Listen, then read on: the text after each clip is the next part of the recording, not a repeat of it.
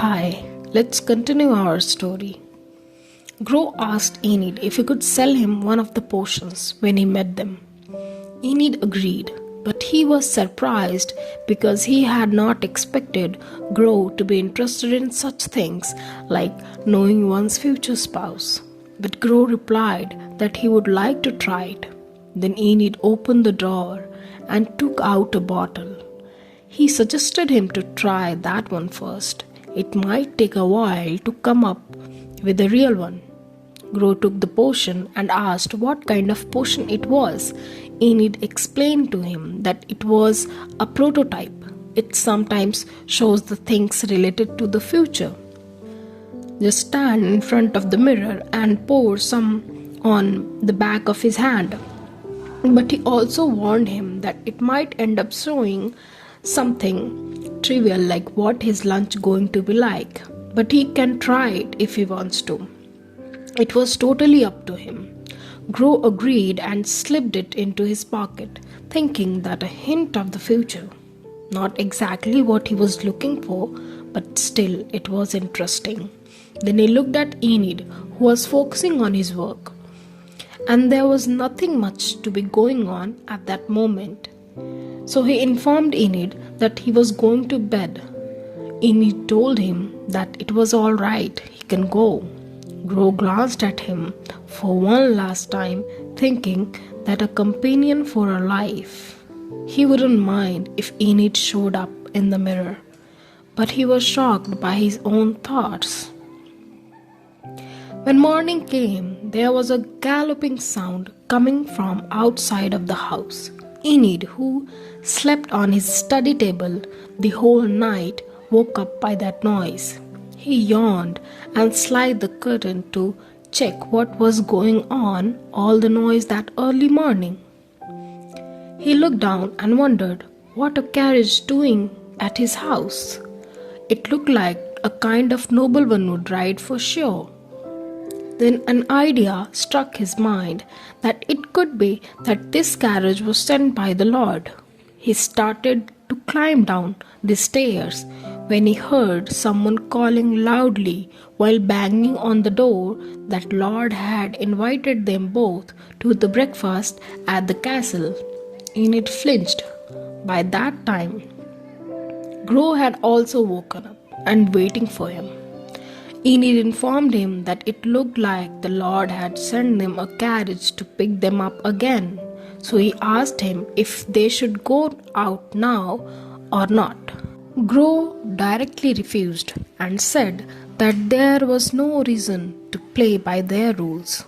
Enid was startled. He asked what he was planning to do then. Grow crossed his hands over his chest and replied slowly that first they would have breakfast. Then they would open the door after 5 hours. Enid froze. He was shocked, thinking that Grow had already planned this much, which was to make them wait for 5 hours, just like the Lord had made them. An eye for an eye to the Lord. Well, there was no problem for Enid, but he wanted to ask him if it was okay to treat the Lord like this. Grow stepped towards the kitchen and replied that there was no reason not to do that. He was going to make breakfast, so he told Enid to sit down and wait. This was even more shocking to Enid that he could cook. He couldn't believe what he saw. Grow was peeling the potato like a pro. For God's sake, he was a noble. How did he know how to peel it? Enid called out to him and cautiously asked him if he was a noble.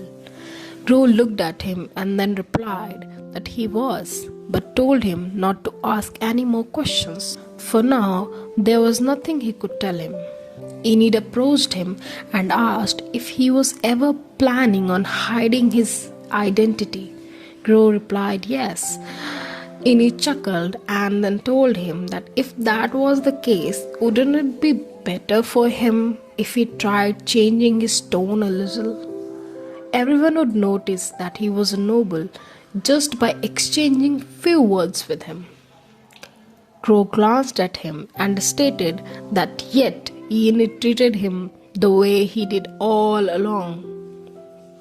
Despite knowing his true identity, Enid shrugged and replied that because he never pointed it out, he didn't want to be some random noble's servant when he was not asked to. He was just assuming that he was okay with it. Gro agreed with him and stated that it was fine as it was. Enid smiled and felt very happy inside. After a while, Gro presented so many dishes to eat. Enid was surprised. To be honest, he was not expecting this much. The table full of dishes, it looked like he was celebrating some festival. Gro sat down and suggested that they should eat now. Enid thanked him and started eating. After taking one bite, Enid was surprised. He licked his lips. It was delicious. He wondered how did it taste so different from his. It was basically made with the same ingredients. While they were eating, Enid was pondering that this was the first time that someone had cooked for him in this house. No, something like that never happened in his life. He had no one. The tears slid down his cheeks. Seeing him crying all of a sudden, Gro panicked. He asked him if the dishes were bad. Enid wiped his tears. He wondered why he was crying again. He replied that that was not it. It just that it tastes so good. Then he joked that Gro should open a restaurant and become a real chef, and he would go there every day. But Enid was embarrassed by his own joke. Gro replied that he didn't intend on becoming a chef, but if he wanted, he would cook for him every day. Enid paused, hearing the last sentence. He hid his emotions and squeezed the spoon and thanked him. He smiled, thinking that Gro was just so kind in nature. After they were done eating, Enid thanked him for the wonderful meal, but the knocking sound was continuously interrupting them. Enid was getting impatient because they were knocking on the door every 20 minutes. He asked Gro what to do now. Gro stood up and told Enid to go to his lab and continue his work. He will tell them to wait. Enid was puzzled and turned around to see him. Well, he thought that Gro might have some plan. After all, he was a noble too.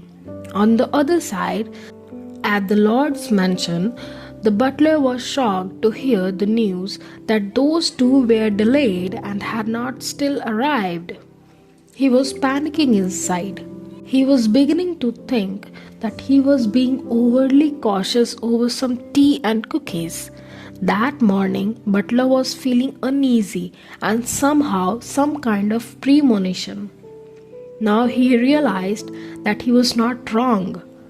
Gro was a noble for sure. A commoner wouldn't dare to act this way. He had to do something immediately, otherwise things would go out of his hands soon. He knocked on the door and requested to the Lord that some urgent issue had arrived. Surprisingly, the Lord looked young. In the next scene, after delaying so much, Enid and Gro arrived at the mansion. They had just climbed down from the carriage. The scene startled Enid. The butler stood with the servants and maids and bowed down to welcome them in orderly fashion. Enid was getting nervous but tried to act composed. While Gro was following him leisurely, the butler showed a smile to butter them up and requested to escort them to the reception room. Enid was not surprised that his attitude had completely changed.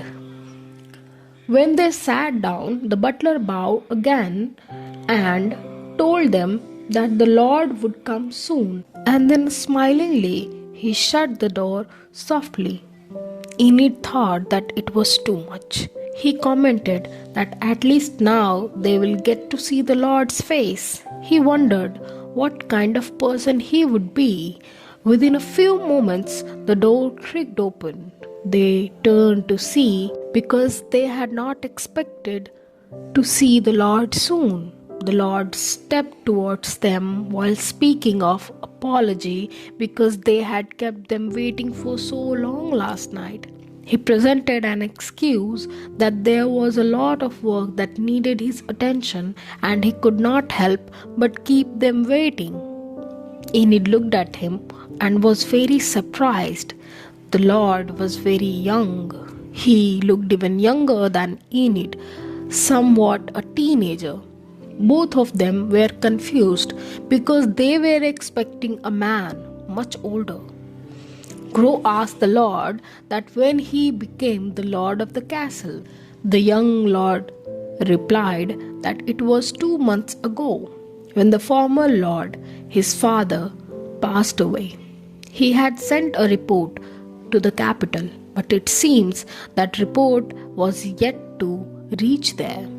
Hearing it, both of them were surprised, but didn't show it on their face. On the other hand, the butler was getting worried that he had given away the most valuable information in the first talk itself. He was speculating them as the inspectors from the palace. The young boy didn't sense anything and was happy. Seeing the oblivious boy, Grow snickered in his mind. How naive! But he didn't show it. He stated that they were not here for a chit-chat. So let's get to the point. He asked him if a few slave merchants had been brought in there 2 nights ago. The boy nervously replied that they were caught in his territory. The air suddenly turned cold. Crow asked him then if he should have known what was wrong he had done. The boy flinched. He didn't know what to say, so he peeked at the butler, pleading with his eyes to help him out. The old butler had no choice but to say this. He told them that it had only been 2 months since the Lord had taken over the position. Grow was guessing if the young lord was still in the hands of Chamberlain. The butler nervously replied that there were still mistakes being made in the reporting process. They were still in a process of developing a system, and it might have happened due to one of those mistakes. The boy was nodding in agreement. Both of them were nervous. Seeing the scene, Grow deduced that it must have been Chamberlain's idea to make them wait for 5 hours. The butler seems to be overprotective, like a parent would do to their child. On the other hand, Enid thought that this might be his chance to get all his credits back. He grinned, thinking that it was worth a try. He fumbled into his pockets and took out his golden card. He asked the Lord if he knew what this card was. The boy took it and looked at it carefully but didn't understand. So the butler whispered to him to let him check it on his behalf. To them, it looked like some kind of license card, but the butler recognized it clearly. The card showed that Enid was a top-class alchemist. He was having a heart attack now that he was reflecting on all the things he had done to them. He was scared. But the problem was, why on earth a top-class alchemist stuck in a remote village like this? He feared that they were totally messing with the wrong person. Realizing it, he whispered to the boy that he must take caution when speaking to the alchemist as well, because he was one of the best alchemists in the history of the kingdom. The boy was not prepared for this heavy storm. His face turned pale. The butler guessed that he must have a high-class noble as a patron, and that patron would be that man, that noble inspector. He also warned him that whatever he said to them might go into the ears of the palace. The boy nodded and agreed. Now the noble air between them had totally vanished and they appeared more humble. On the other hand, Enid grinned because his plan worked. Grow also noticed him. Enid spoke so confidently that he assumed that the Lord must have known why he came here to see them. While speaking, he was also thinking about maintaining his attitude, calm and relaxed like a noble. But being a commoner, he was trembling while trying his best, keeping the postures right. But it was not easy. He tried to copy how Grow always acts, but trying so hard, he couldn't even do so. Seeing him acting like this, Grow turned his head away from him. He was also trying his best not to laugh at him. It turned out Enid was trying so hard to act like a noble, but to him, he looked like a cute person imitating him, which made Grow his day the best.